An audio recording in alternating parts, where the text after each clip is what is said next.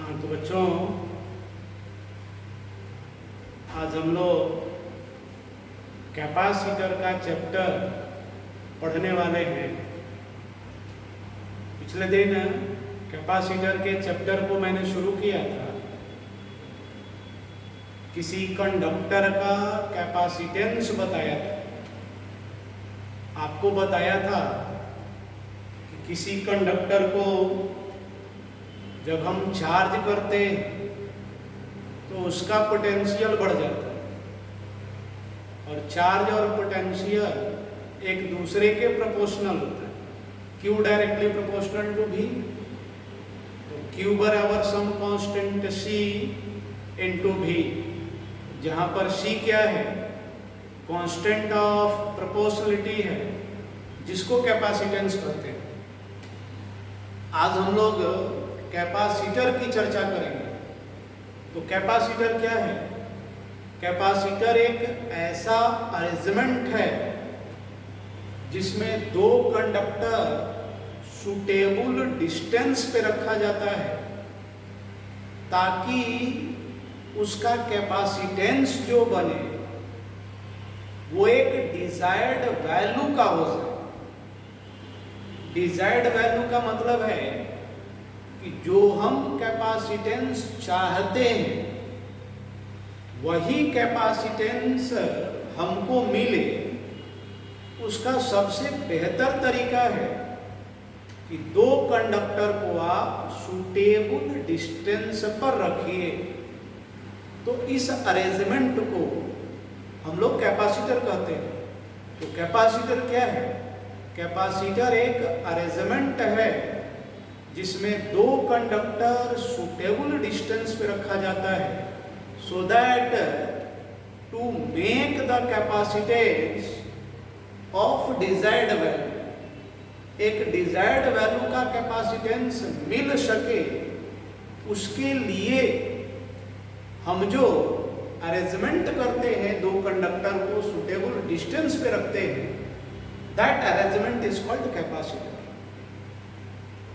और दो कंडक्टर का शेप किस प्रकार का होगा? दो कंडक्टर का शेप अगर फ्लैट और पैरेलल हो जाए, फ्लैट और पैरेलल कहने का मतलब है जैसे मान लो ये आपका पूरा फ्लैट है, ऐसा एक कंडक्टर ऐसे ले लिया और दूसरा एक ऐसा ही कंडक्टर यहाँ, तो दो कंडक्टर एक यहाँ और एक यहाँ हो गया, तो यह अरेंजमेंट पैरेलल प्लेट कैपेसिटर हो गया।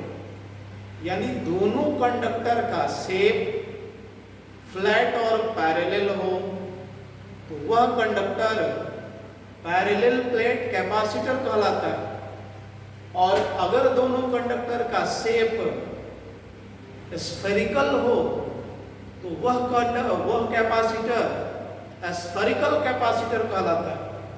और अगर दोनों कंडक्टर का शेप सिलेंड्रिकल हो, उसका शेप इस शेप का हो, सिलेंडर के शेप का हो, तो ऐसे कंडक्टर को हम सिलेंड्रिकल कैपेसिटर कहते हैं। ऐसे अरेंजमेंट को हम सिलेंड्रिकल कैपेसिटर कहते हैं। तो कैपेसिटर मुख्यतः तीन प्रकार का, parallel plate capacitor, spherical capacitor और तीसरा सिलेंड्रिकल कैपेसिटर। तो कैपेसिटर क्या है, क्लियर हुआ क्या? कैपेसिटर क्या है? कैपेसिटर एक अरेंजमेंट है जिसमें दो कंडक्टर सुटेबल डिस्टेंस पे रखा जाता है ताकि हम उसका कैपेसिटेंस एक डिजायर्ड वैल्यू को प्राप्त कर सकें। कैपेसिटर तीन प्रकार का होता है, एक हमारा पैरेलल प्लेट कैपेसिटर, दूसरा स्फेरिकल कैपेसिटर, तीसरा सिलेंड्रिकल कैपेसिटर। अब पैरेलल प्लेट कैपेसिटर की चर्चा करते हैं। पैरेलल प्लेट कैपेसिटर में क्या होगा? पैरेलल प्लेट कैपेसिटर में दोनों कंडक्टर का शेप फ्लैट और पैरेलल होता है और दोनों कंडक्टर को सुटेबल डिस्टेंस पर रखा जाता है। बोर्ड के ऊपर मैंने इसी चीज की चर्चा किया है, आप देखिए। तो कैपेसिटर के बारे में लिखा है कि कैपेसिटर एक arrangement है in which there are two conductors separated by suitable distance to make the capacitance is equal to desired. There are three type of capacitor: parallel plate capacitor, spherical capacitor, cylindrical capacitor. अब parallel plate capacitor क्या है? यह एक conductor है, दूसरा यह एक conductor है, फ्लैट है, पैरेलल। जैसे कोई बुक ही आप लो, किसी भी बुक को आप इधर आप फ्रंट से देखें, इधर से देखें, ये वाला फेस अगर आप देखें तो इधर वाला फेस और इधर वाला फेस तो दिखता नहीं है, दिख रहा है खाली ये वाला फेस, ऐसा। तो ये एक कंडक्टर हो गया, दूसरा यहाँ पर एक कंडक्टर हो गया। यह अरेंजमेंट पैरेलल प्लेट कैपेसिटर कहलाएगा। तो पैरेलल प्लेट कैपेसिटर क्या है? एक parallel plate capacitor consist to large flat parallel conducting surface of equal area separated by a smaller distance। अब हम लोग चर्चा करें पैरेलल प्लेट कैपेसिटर का कैपेसिटेंस कैसे निकलता है। आइए देखते हैं इसको।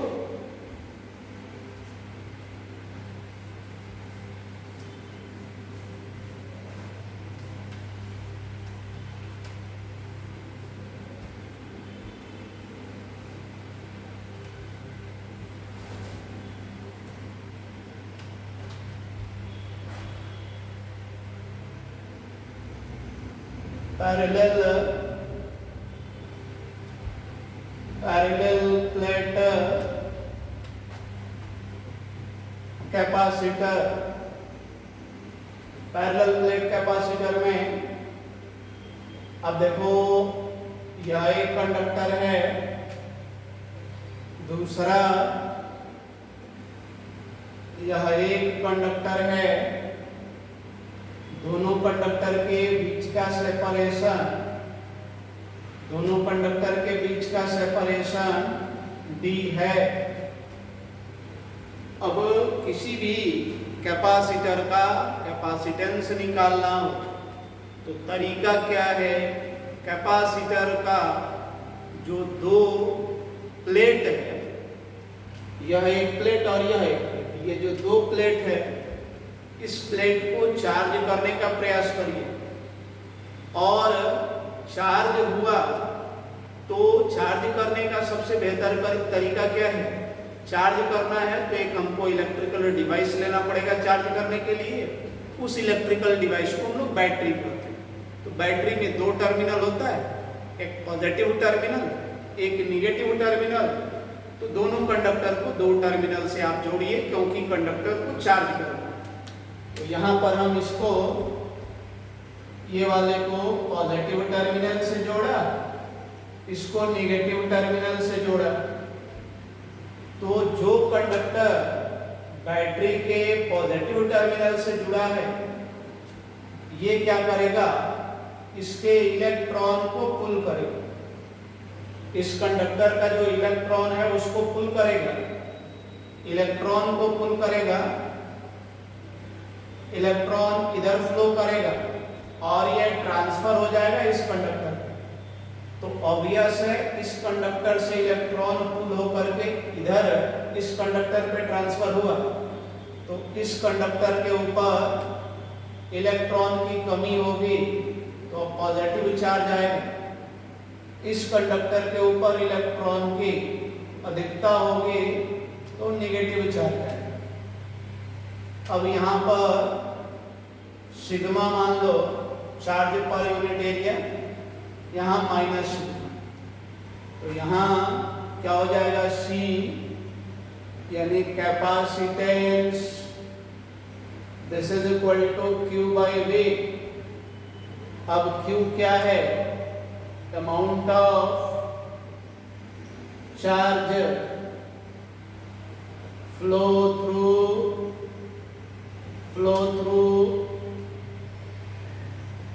थ्रू बैटरी, या इसी को चार्ज ऑफ कैपेसिटर, और भी हमारा potential difference between the plate,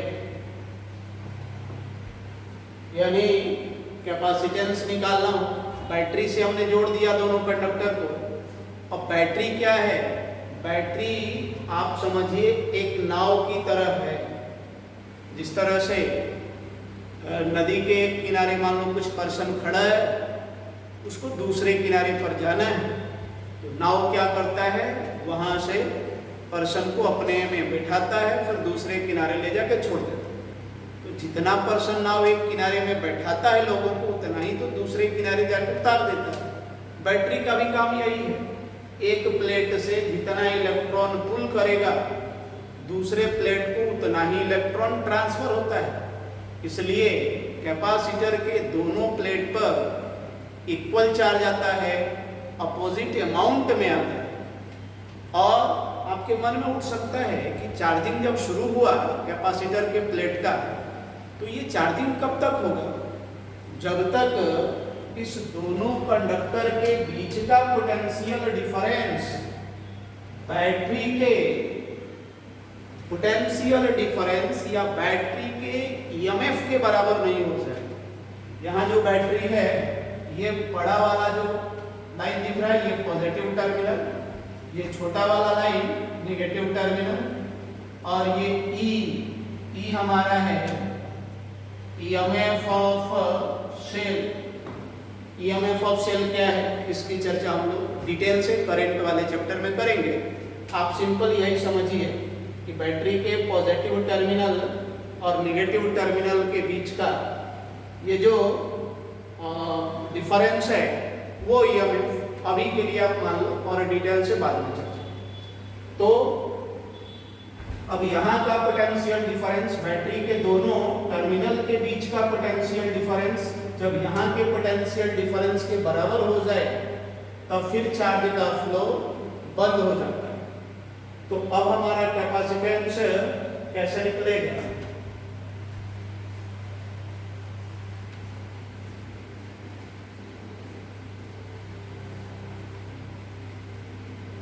capacitance हमारा कैसे निकलेगा?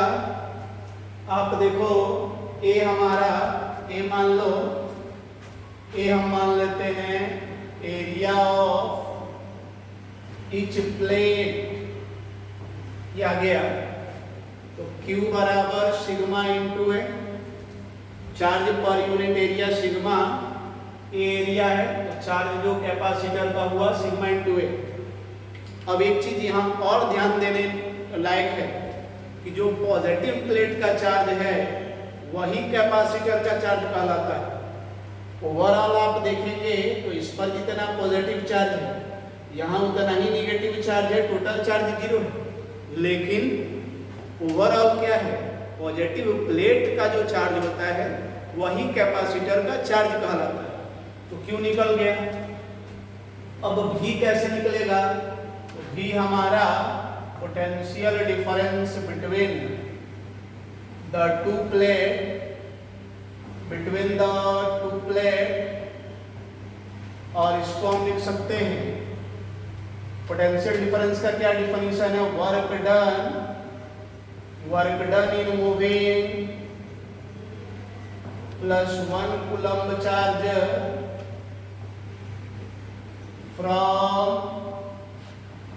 from positive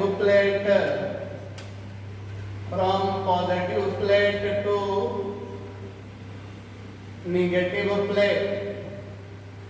पॉजिटिव प्लेट से नेगेटिव प्लेट पर 1 कूलम्ब के चार्ज को लेके जाएंगे और उसमें वर्क डन क्या करना पड़ेगा? तो क्या हो जाएगा? This is equal to V is equal to हो जाएगा 1 कूलम्ब के चार्ज पर फोर्स लगेगा E, F बराबर Q इंटू E, ये फोर्स हो गया, और डिस्प्लेसमेंट हो गया D, तो डिस्प्लेसमेंट हो गया D, तो V बराबर E इंटू D। अब E क्या आएगा? तो हम सभी जानते हैं यहाँ पर ये जो पॉजिटिव प्लेट पर चार्ज है उसके कारण electric field intensity sigma by twice epsilon naught, और नेगेटिव प्लेट पर जो चार्ज है उसके कारण भी electric field intensity sigma by twice epsilon naught. Check करने का क्या तरीका, 1 कूलम्ब का चार्ज रखिए, पॉजिटिव प्लेट 1 कूलम्ब के चार्ज को रिपेल करेगा इसलिए इंटेंसिटी का डायरेक्शन इधर, निगेटिव प्लेट 1 कूलम्ब के चार्ज को अट्रैक्ट करेगा इसलिए भी इंटेंसिटी का डायरेक्शन इधर। तो इसके वजह से भी इलेक्ट्रिक फील्ड दाहिने से बाएं से दाहिने तरफ है और इसके वजह से भी इलेक्ट्रिक फील्ड बाएं से दाहिने तरफ है। तो दोनों को जोड़ दीजिए तो E निकल जाए। तो E हमारा net electric field intensity, net electric field intensity between the plate के बीच net electric field intensity sigma by twice epsilon nought plus sigma by twice epsilon nought, this is sigma by epsilon nought, directed from positive plate to negative plate, positive plate से negative plate की तरफ directed हो गया।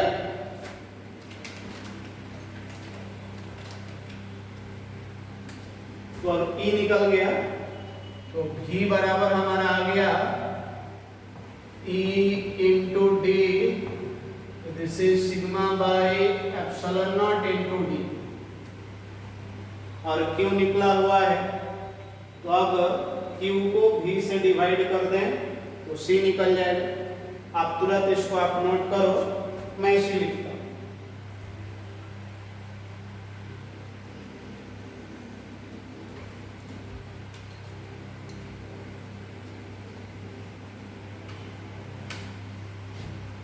तो अब यहां से C बराबर Q by V, this is Q sigma into A बटा में V का value sigma by epsilon not into D, sigma और ये सिग्मा कैंसिल, देयरफॉर C बराबर epsilon nought A by D, this is the formula of capacitance of parallel plate capacitor.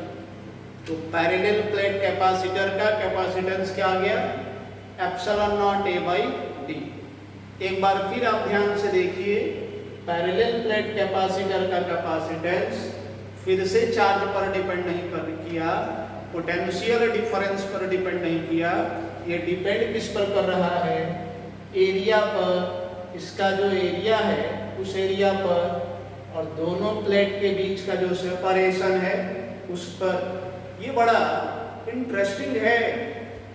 C जो है Q by V है, लेकिन न तो ये Q पर डिपेंड कर रहा है न ही ये V पर डिपेंड कर रहा है। तो एक बार फिर हम लोग यहाँ लिख सकते हैं, therefore C does not depend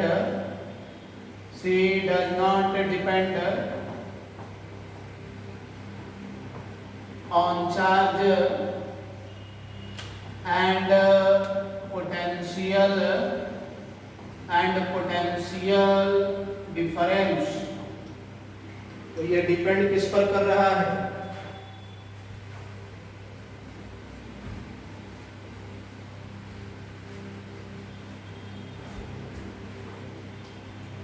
therefore C depends on cross sectional area या area of plate, area of plate A and plate separation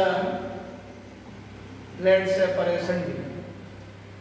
तो पैरेलल प्लेट कैपेसिटर का कैपेसिटेंस कितना हुआ बच्चों बताओ, epsilon nought A by D, और capacitance किस किस बात पर डिपेंड किया, प्लेट के एरिया पर और प्लेट के सेपरेशन पर। सेपरेशन को घटाएंगे, D को घटाएंगे तो कैपेसिटेंस बढ़ेगा, एरिया को बढ़ाएंगे तो कैपेसिटेंस बढ़ेगा।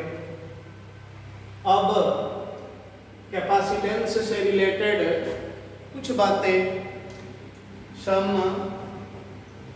some point about parallel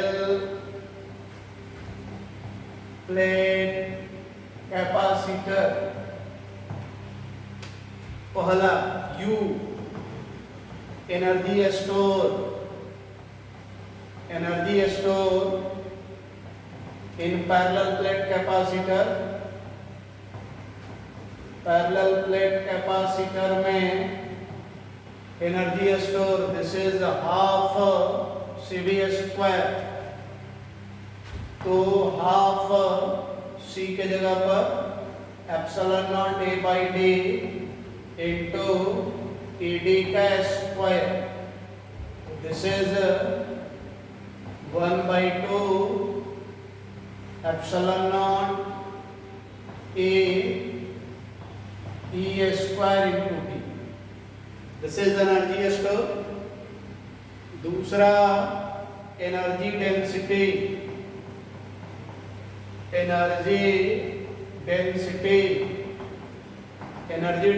का मतलब energy per unit volume, energy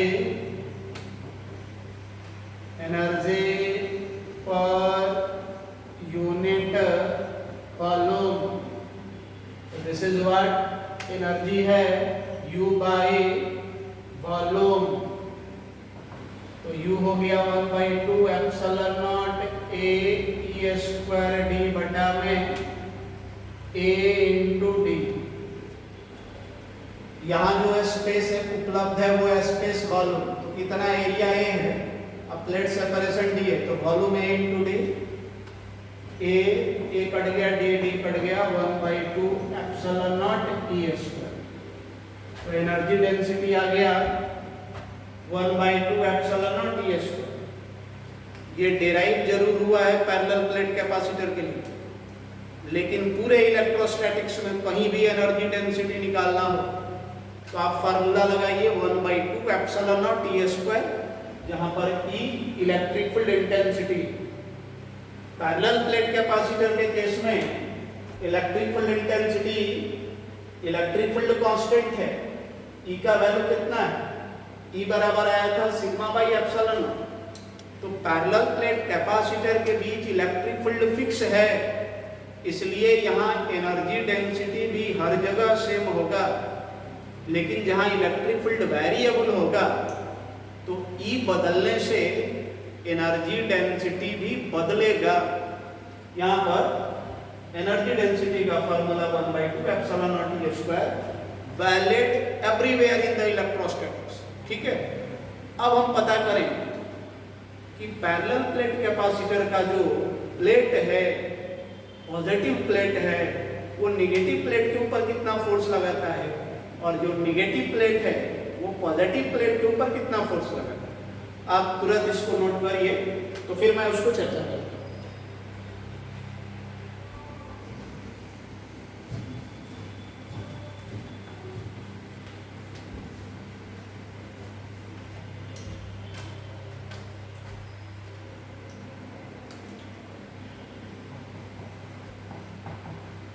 force between two plate, दोनों प्लेट के बीच फोर्स,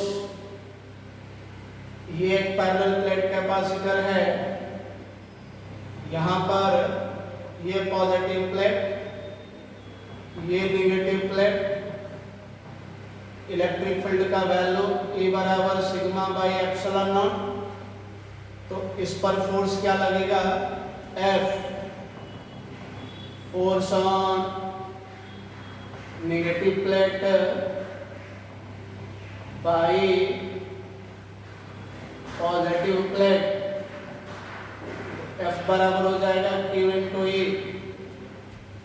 नेगेटिव, यहाँ पर नेगेटिव प्लेट पर चार्ज नेगेटिव है, इलेक्ट्रिक फील्ड इधर है, इसलिए इस पर लगने वाला फोर्स इस लाइन के लॉन्ग होगा, दिस इज F। F का वैल्यू कितना, सिग्मा इंटू A और इंटू E का value sigma by twice epsilon. This is F is equal to sigma square A by twice epsilon naught. ये formula आया। Positive plate negative plate को अपनी तरफ खींच रहा है, तो उसी प्रकार से कह सकते हैं कि यह नेगेटिव प्लेट पॉजिटिव प्लेट को भी अपनी तरफ खींचेगा F फोर्स से, और F का वैल्यू इतना। Therefore the two plate of capacitor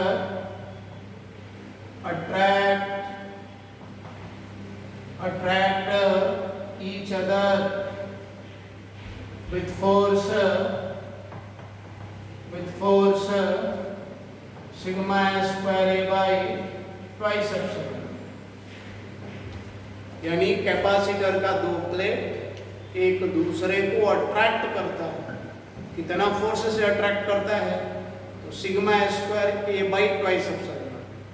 अब फोर्स निकल गया तो स्ट्रेस भी निकल सकता है। नेगेटिव प्लेट पर पॉजिटिव प्लेट ने फोर्स लगाया, पॉजिटिव प्लेट पर नेगेटिव प्लेट ने फोर्स लगाया, तो स्ट्रेस क्या होता है? Force by area. तो इसमें चौथा पॉइंट क्या आ गया? स्ट्रेस। तो स्ट्रेस हम क्या लिख सकते हैं? इसको मैं मिटाता हूं।